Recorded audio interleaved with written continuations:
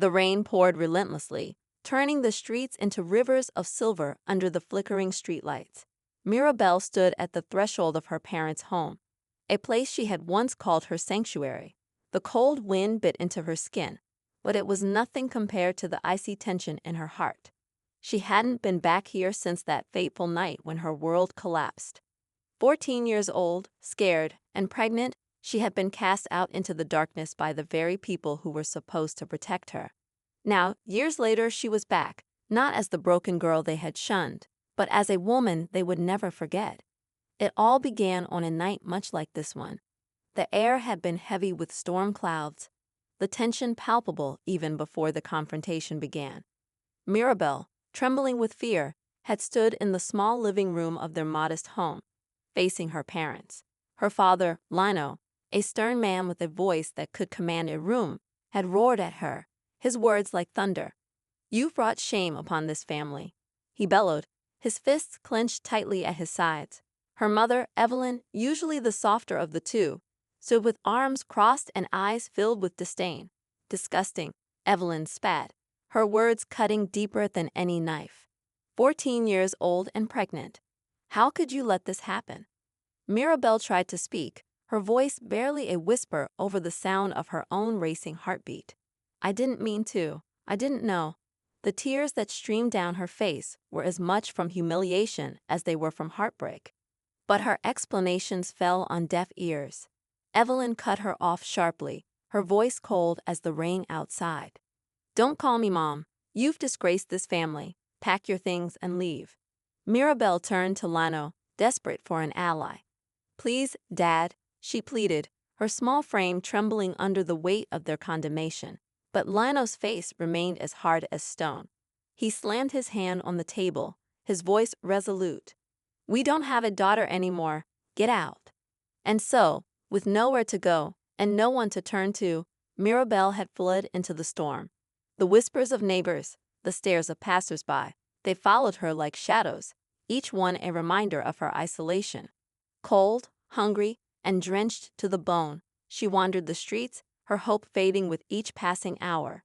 Every door she knocked on was slammed in her face. Every plea for help was met with rejection. The world had turned its back on her, just as her family had. But Mirabelle wasn't the type to give up easily. Even as she curled up on a park bench, clutching her stomach protectively, she resolved to survive, not just for herself, but for the life growing inside her. When the dawn finally broke, it wasn't the sun that brought her warmth, but the kindness of a stranger, Martha, an elderly woman with kind eyes and a heart full of compassion, found her shivering under a tree. "Child, wake up," Martha said softly, her voice a beacon of hope in Mirabelle's darkest hour. Martha took Mirabelle in, offering her a place to stay and a chance to rebuild her life. With Martha's guidance, Mirabelle learned not just how to bake bread, but how to stand on her own 2 feet. The small bakery became her sanctuary, a place where she could heal and find purpose. But the scars of her past were not so easily erased. The judgmental stares and cruel whispers of the townsfolk were a constant reminder of the girl she used to be. Years later, Mirabelle returned to the town, not as the frightened girl who had been cast out, but as a poised and determined woman. She had built a life for herself and her son, Daniel, a life that was a testament to her resilience and strength. As she walked through the streets, heads turned. The whispers started again, but this time they were filled with awe. Who was this woman who carried herself with such grace? And what had brought her back to the place where she had once been so cruelly rejected? When Mirabelle arrived at her parents' doorstep, the tension in the air was almost suffocating. Evelyn opened the door, her face pale as she took in the sight of her daughter. "Mirabelle," she whispered, her voice barely audible. Lionel appeared behind her, his expression unreadable. For a moment, there was only silence, heavy with unspoken words and unresolved pain. Mirabelle's voice was calm, steady. "I thought it was time for you to meet your grandson." With that, Daniel stepped forward, his presence a living, breathing reminder of the life they had tried to erase. The shock on their faces was evident, but Mirabelle wasn't done yet. She had returned not for their approval, but for something far more profound. What followed was a confrontation years in the making. a moment that would leave everyone questioning the choices they had made and the relationships they had broken. As Mirabelle stood there, the rain falling softly around her, one thing was clear: this was only the beginning. What she had to say would change everything. Evelyn's breath caught in her throat as she stared at Daniel. His features were unmistakable, eyes that mirrored Mirabelle's, a sharp jawline that could have been Lano's at his age. He wasn't just a boy. He was a reflection of the life they had tried to deny. Lano stood frozen, his usual stern demeanor cracked by the weight of the moment.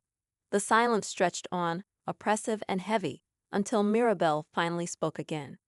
"You asked me to leave all those years ago," she said, her voice even but laced with emotion.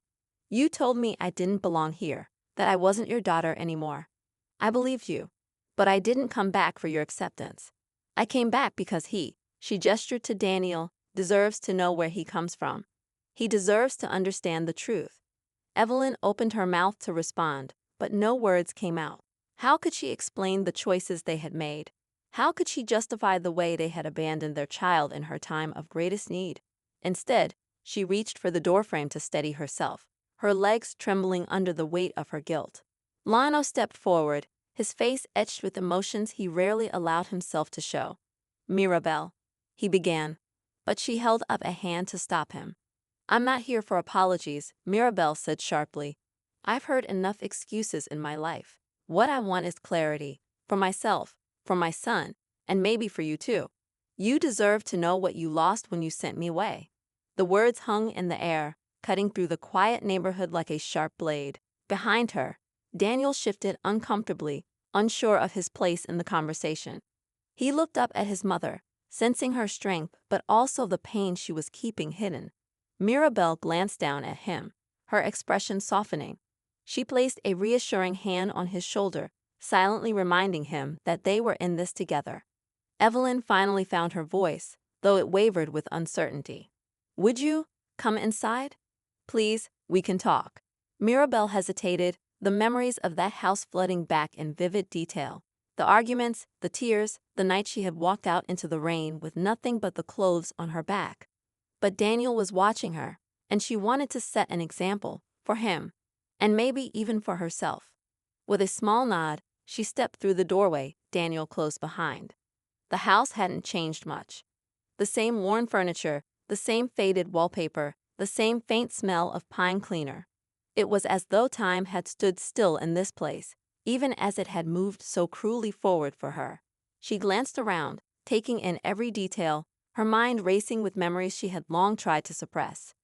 Evelyn and Lano led them to the living room, where an awkward silence settled like an unwelcome guest. Mirabelle remained standing, her posture rigid, while Daniel sat tentatively on the edge of a chair.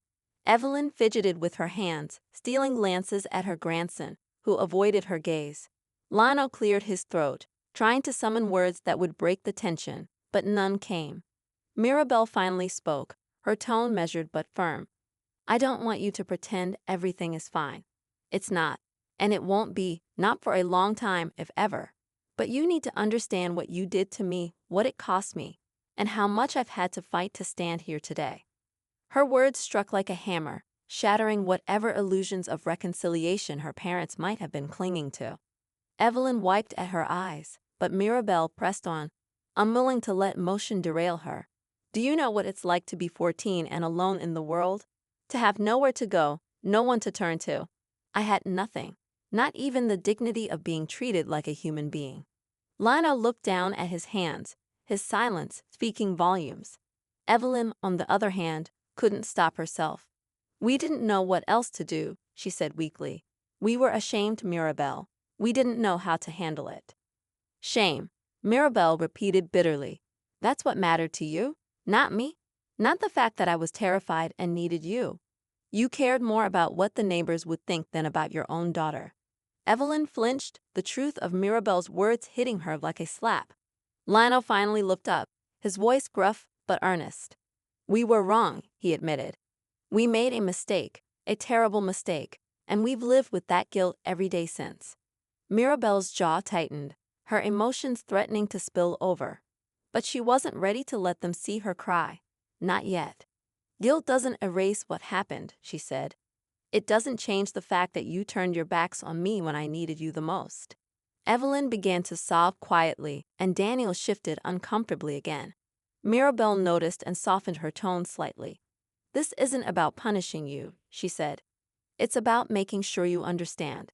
So that maybe, just maybe, we can find a way forward." For the first time, Daniel spoke, his voice steady but curious. "Why did you do it?" he asked, his eyes locked on his grandparents. "Why did you send her away?" The question hung in the air, raw and unfiltered. Evelyn looked at Lano, hoping he would answer, but he seemed just as lost for words.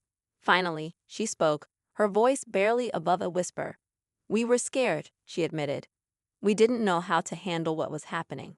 We thought it would be easier if we just pushed it away." "Easier for who?"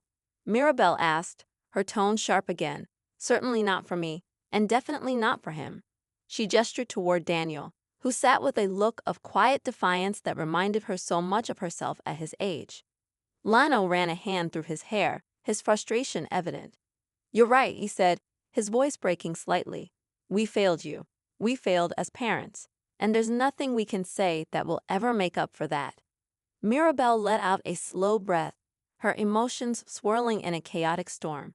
She had dreamed of this moment for years, of confronting them with the pain they had caused. But now that it was here, it didn't feel as satisfying as she had imagined. There was no triumph in their regret, no victory in their shame, only an aching void where love should have been. Evelyn reached out hesitantly, her hand trembling. "Mirabelle," she said, her voice choked with emotion. "We want to make things right, if you'll let us." Mirabelle didn't answer right away. She looked at Daniel, who watched her intently, his expression a mixture of hope and caution. She thought about Martha, about the warmth and kindness that had saved her all those years ago. And she thought about the life she had built, the strength she had found within herself despite everything. "I don't know if you can make things right," she said finally, her voice soft but firm. "But I'm willing to see if you'll try." The words seemed to lift some of the weight from the room. Though the tension was far from resolved, this wasn't the end of their journey, it was only the beginning. As the rain continued to fall outside, Mirabelle knew that the road ahead would be long and difficult. But for the first time in years, there was a glimmer of hope that maybe, just maybe, they could find a way to heal.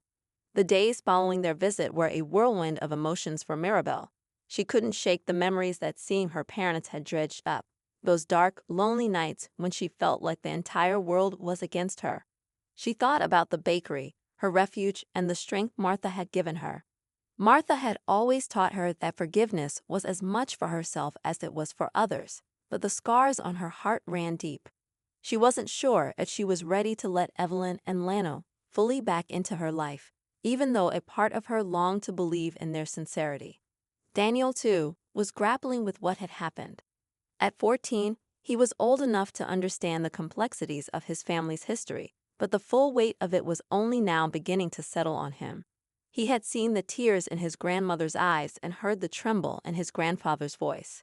They had seemed genuine, but he couldn't forget the hurt in his mother's voice when she spoke about her past. Late one evening, he found her sitting by the kitchen window, staring out at the rain, her hands wrapped around a cup of tea that had long since gone cold. "Mom," he said softly, breaking the silence.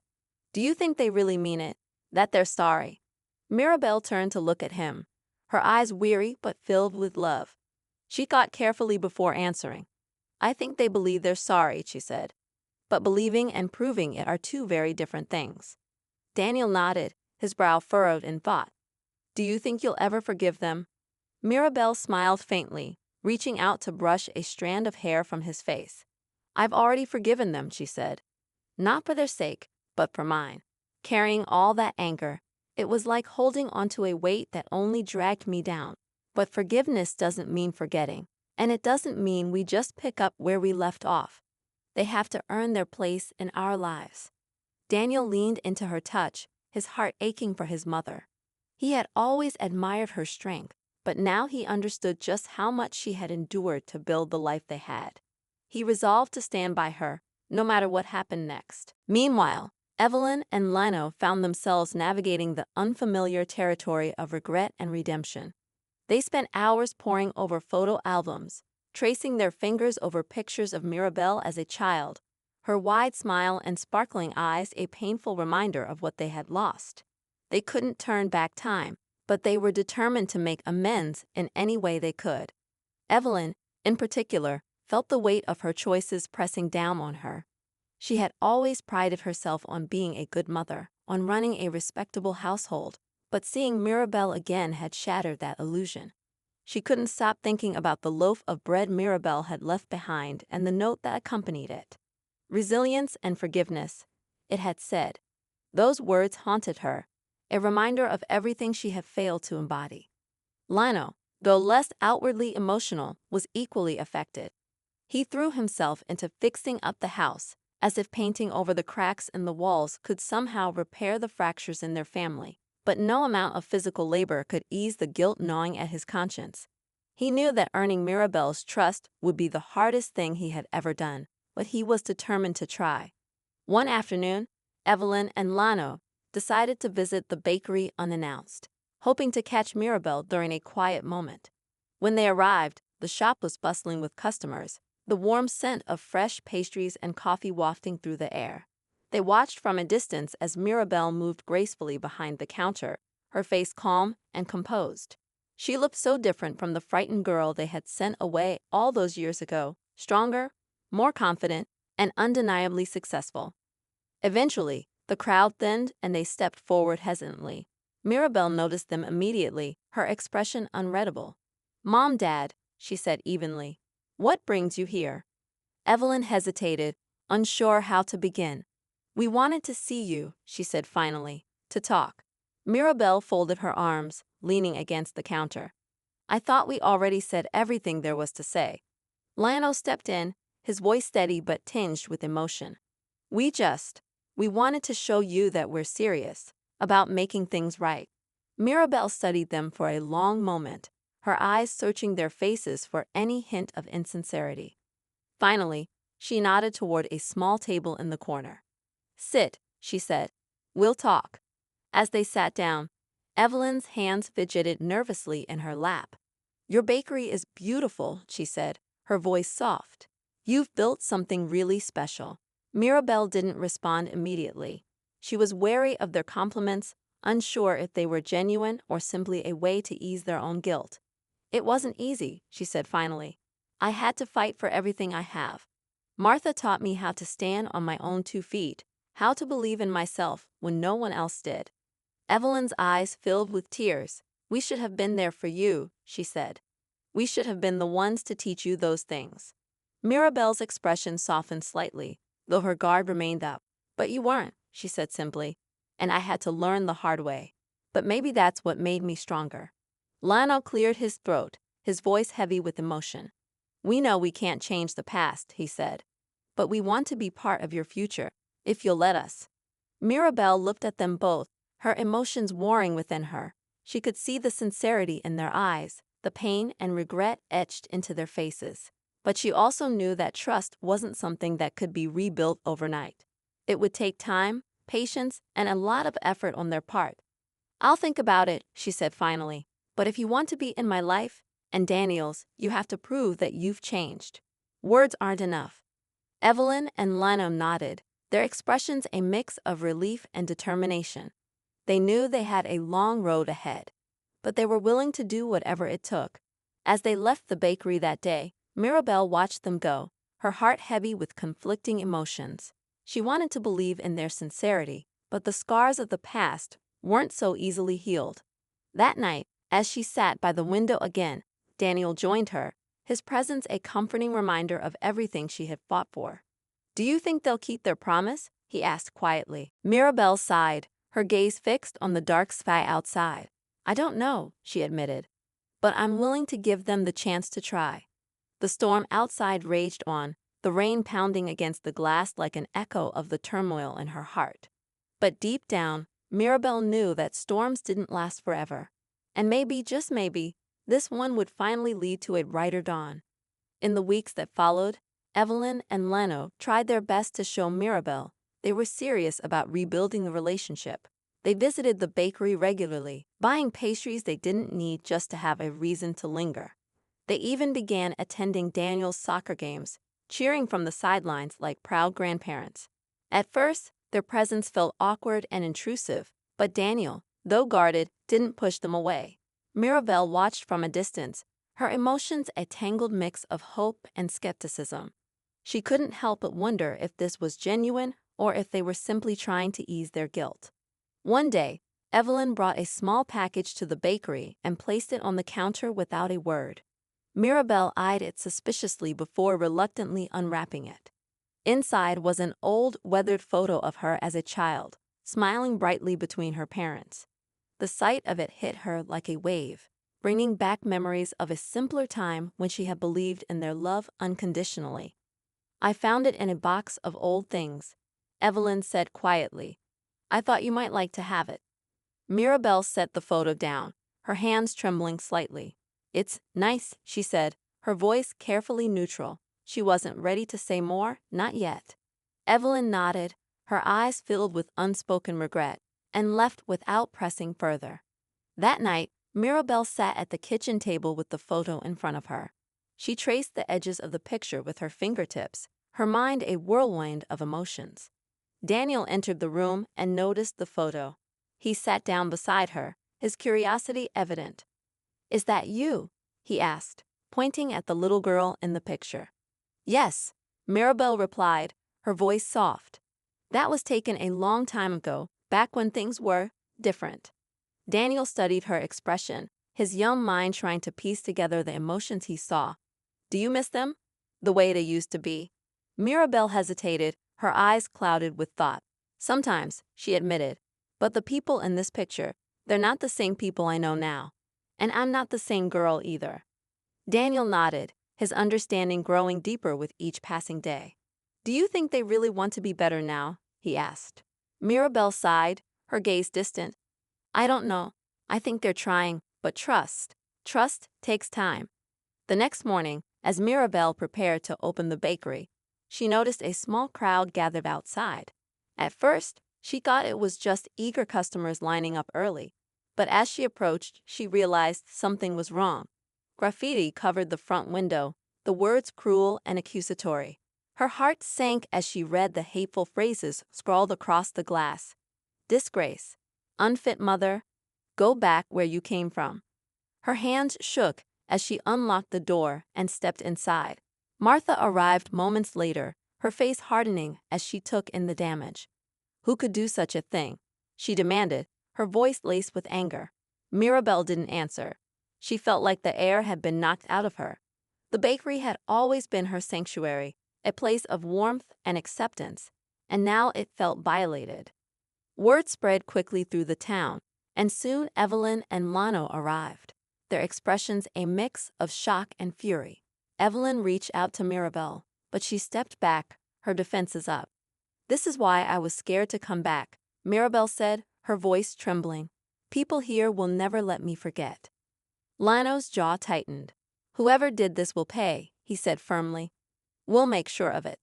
Evelyn nodded, tears streaming down her face. "This isn't right. You don't deserve this, Mirabelle." But Mirabelle wasn't sure she believed them. The hateful words on the window felt like a confirmation of her worst fears, that no matter how much she achieved, some people would always see her as the scared, pregnant girl who had been thrown out of her home. As the day went on, the townspeople began to show their support in unexpected ways. Regular customers brought flowers and kind notes, offering words of encouragement. Even Esteban, the gruff grocer who had once sneered at her, showed up with a box of supplies for the bakery. "This place means a lot to the town," he muttered, avoiding eye contact. "Don't let anyone tell you otherwise." The small acts of kindness warmed Mirabelle's heart, but they couldn't erase the sting of the vandalism. That night, as she sat alone in the bakery, Daniel came in and sat beside her. He took her hand in his grip steady and reassuring. "You're stronger than this, Mom," he said. "You've been through worse, and you came out on top. Don't let them win." Mirabelle looked at her son, her heart swelling with pride and gratitude. "You're right," she said, her voice gaining strength. "I won't let them take this away from us." The next day, Mirabelle and Martha cleaned the graffiti off the window together. Evelyn and Lionel showed up unexpectedly, bringing paint and tools to help repair the damage. Mirabelle hesitated, but Martha gave her a gentle nudge. "Let them help," she whispered. "It's a start." As they worked side by side, the tension was palpable. Evelyn and Lionel were clearly out of their element, but they didn't complain. They scrubbed and painted with determination, their actions speaking louder than words. For the first time, Mirabelle began to see a glimmer of the parents they used to be, the ones who had loved her before fear and pride had driven them to push her away. But the damage wasn't just physical. The incident had reignited the whispers and judgmental stares that had haunted Mirabelle for years. She could feel the weight of the town's scrutiny bearing down on her, threatening to undo all the progress she had made. And yet, she refused to let it break her. As the bakery reopened, Mirabelle stood behind the counter, her head held high. She greeted customers with her usual warmth, refusing to let them see her pain. But beneath the surface, the tension was building, and she knew that the real test was still to come. The bakery bustled with the usual morning crowd, the scent of fresh bread and pastries filling the air. Mirabelle moved with practiced ease, her smile warm but guarded. Despite the outpouring of support from many townsfolk, the sting of the graffiti incident lingered, a sharp reminder that not everyone had accepted her return.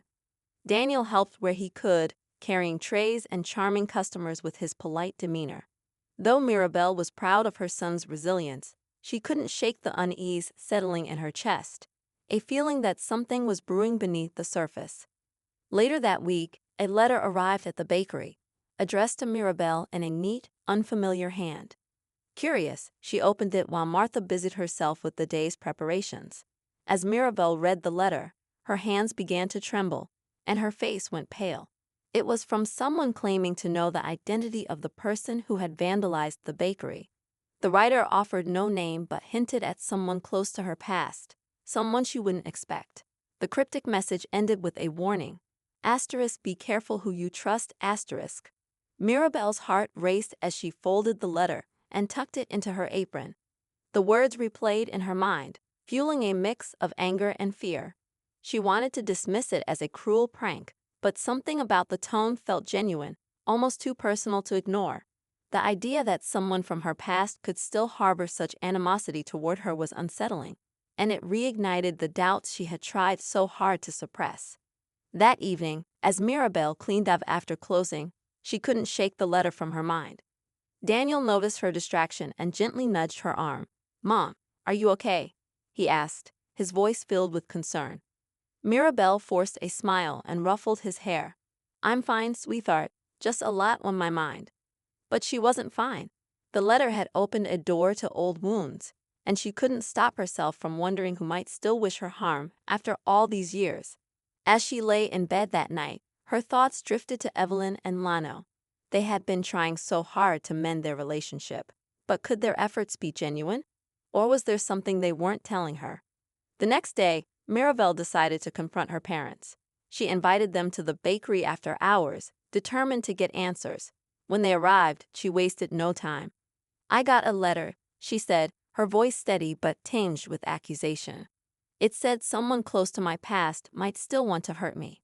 Do either of you know anything about this?" Evelyn and Lionel exchanged nervous glances, their expressions unreadable.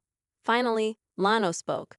"We don't know anything about a letter," he said carefully. "But there's something we should have told you a long time ago." Mirabelle's stomach tightened as she leaned forward, her eyes locked on her father. "What is it?" Evelyn took a deep breath, her hands clasped tightly in her lap. "When you left, there were people in town who didn't believe our story about why we sent you away. Some thought we were hiding something, protecting someone. There were rumors, Mirabelle, and some of those rumors were dangerous." Mirabelle frowned, her mind racing. "What kind of rumors?" Evelyn hesitated, her voice barely above a whisper. "That you weren't just a scared teenager who made a mistake, that someone had taken advantage of you." The words hit Mirabelle like a punch to the gut. She stared at her mother, her disbelief turning to anger. "You let people think that? You let them spread lies about me while I was out there on my own." Lano's face crumpled with regret. We didn't know how to stop it, Mirabelle. By the time we realized what people were saying, it was too late, and we were too ashamed to face the truth. Mirabelle's mind swirled with emotions, shock, betrayal, and a deep sense of violation. If the rumors were still circulating, it explained why some people in town continued to treat her with disdain. But it didn't explain the letter or the warning it carried. Before she could press further, the bell above the bakery door jingled. Martha stepped in, her expression unusually serious. "Mirabelle, there's something you need to see," she said, her tone urgent. Martha handed Mirabelle a folded piece of paper. It was another note, this time left anonymously at the bakery's doorstep. The message was brief but chilling. Asterisk, you've come back to the wrong place. Leave before it's too late, asterisk. Mirabelle's breath caught in her throat. She looked up at Martha, who placed a comforting hand on her shoulder. "We'll figure this out," Martha said firmly. "Whoever's doing this doesn't know who they're dealing with." But Mirabelle wasn't so sure. The notes, the graffiti, the resurfacing rumors, it all felt like too much to be a coincidence. Someone wanted her gone, and they were willing to go to great lengths to make her feel unwelcome. As she stood in the dimly lit bakery, surrounded by the people who had become her family, she realized that the battle she thought she had left behind was far from over. That night, Mirabelle sat down with Daniel and told him everything about the notes, the rumors, and the lingering animosity from her past. She wanted him to understand the gravity of the situation, but she also wanted him to know that she wouldn't back down. "Mom, we're not leaving, right?" Daniel asked, his voice steady despite the fear in his eyes. Mirabelle took his hand and gave it a reassuring squeeze. "No, we're not leaving. This is our home now, and no one is going to take that away from us." But as she lay awake in the quiet darkness of her room, the weight of the unknown pressed heavily on her chest. The stakes had never felt higher, and the path ahead was more uncertain than ever. Days passed, and the tension around the bakery grew thicker. Mirabelle tried to maintain a brave face, but the fear of the unknown loomed over her. She refused to let Daniel see her crack under the pressure. Instead, she poured her energy into running the bakery, ensuring that the warm, inviting atmosphere remained untouched despite the storm brewing outside. But deep down, she knew the time for waiting had passed. She had to confront whoever was behind the notes and the graffiti before they escalated further. One evening, as the last customer left and the bakery was quiet, Mirabelle spotted a shadow lingering outside the window. Her heart raced as she moved closer to the door, her breath catching when she recognized the figure. It was Esteban, one of the men who had often sneered at her and made life difficult in the town. She had always thought his disdain was rooted in prejudice, but now she wondered if there was more to his hostility. Mirabelle stepped outside, her voice firm despite her pounding heart. "What do you want, Esteban? If you have something to say it to my face." Esteban's eyes darted around, his usual bravado replaced by an uneasy tension. "I don't want trouble," he muttered, his tone defensive. "Then why have you been hanging around here?" Mirabelle pressed. "And don't pretend you don't know anything about the notes." For a moment, Esteban hesitated, as if deciding whether to speak. Then he sighed, his shoulders slumping. "It wasn't me," he said quietly, "but I know who it was." Mirabelle's pulse quickened. "Who?" Esteban looked her in the eye, his expression conflicted. "It's not someone you'd expect. It's your father." The words hit Mirabelle like a thunderclap. She stared at Esteban, her mind reeling. "What are you talking about? My father's been trying to make things right with me." "That's what he wants you to think," Esteban said bitterly. "But I've heard him. He's been spreading those rumors again, saying you shouldn't have come back. He thinks you're ruining their reputation all over again." Mirabelle staggered back, her world tilting. She wanted to believe it was a lie, but something about Esteban's tone rang with an uncomfortable truth. Could Leno really still harbor resentment toward her after all their attempts to reconcile? She needed to hear it from him directly. The next day, Mirabelle confronted her father. She waited until Evelyn was out of earshot, wanting to speak to Lano alone. When he arrived at the bakery, she didn't waste any time. "Did you send those notes?" she asked, her voice trembling but resolute. Lano's face darkened, and for a moment, She thought he might deny it. But then he sighed, his shoulders slumping. I didn't send the notes, he admitted. But I've said things I shouldn't have. I didn't mean for it to go this far. Mirabelle felt a wave of anger and heartbreak crash over her. Why, Dad? After everything, why would you do this? Lionel avoided her gaze, shame etched into his features. I was scared, he said quietly. Scared of what people would think, scared of how our family would look. When you came back, it stirred everything up again. The guilt, the shame. I didn't know how to handle it.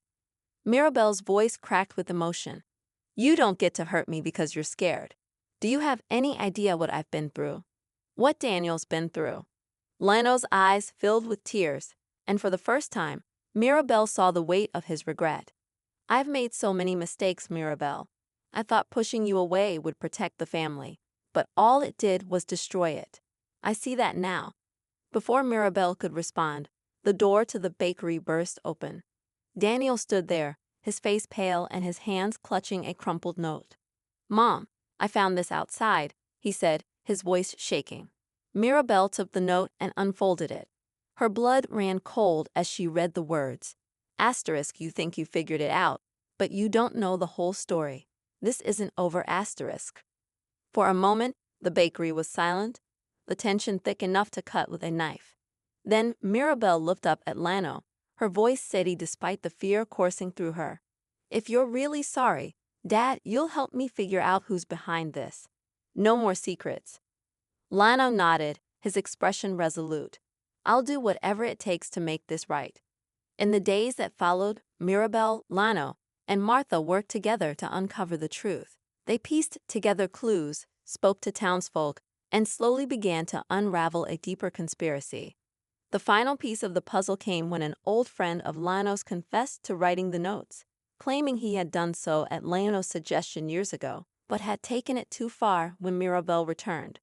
The friend's misguided loyalty had spiraled into something far more malicious, fueled by lingering resentment and fear. Mirabelle confronted the man, her voice steady but firm. You don't get to decide who belongs here.